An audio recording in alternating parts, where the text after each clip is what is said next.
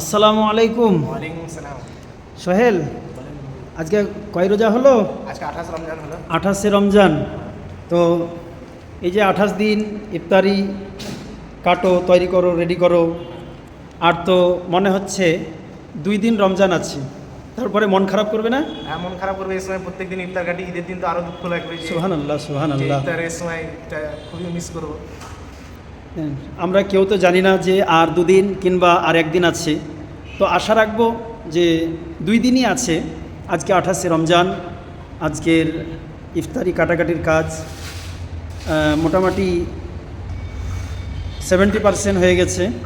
এই যে সোহেল এইমাত্র কাটাকাটি শেষ করলো, এখন সাজানো শুরু করেছেন মনাদা। তারপরে এই যে আরিফ শরবতের জন্য লেবু চিপছে। সকলে তাদের জন্য দোয়া করবেন। আল্লাহ পাক সকলকে রমজানুল মুবারকের পূর্ণ ফাজাইল তথা মাগফিরাত দান করুন, আমিন সুম্মা আমিন। আমাদের মনাদা তিনি রেজিস্ট্রি অফিস মসজিদে রমজানুল মুবারকের প্রত্যেকটা দিন ইফতারির সময় অত্যন্ত পরিশ্রমের সঙ্গে মুসল্লিদের জন্য খেদমত করেন। তার সঙ্গে সোহেল শেখ, সাথে আমি আছি সহযোগিতায়। তো এই যে প্রতিদিন এইভাবে আসর থেকে নিয়ে ইফতারির আগে পর্যন্ত ইফতারি তৈরি করেন মনাদা। খুব ভালো লাগে খিদমত করতে। মনাদার কাছ থেকে দুটো কথা শুনেন, তিনি কি অনুভব করেন? খুব ভালো লাগে।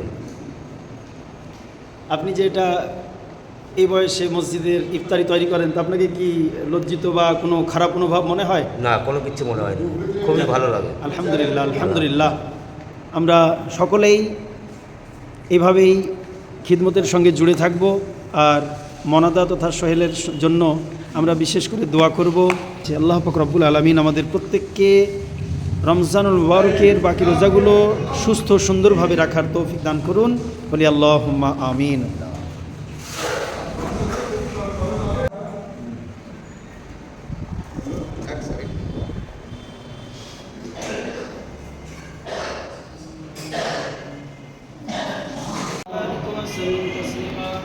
ربنا ظلمنا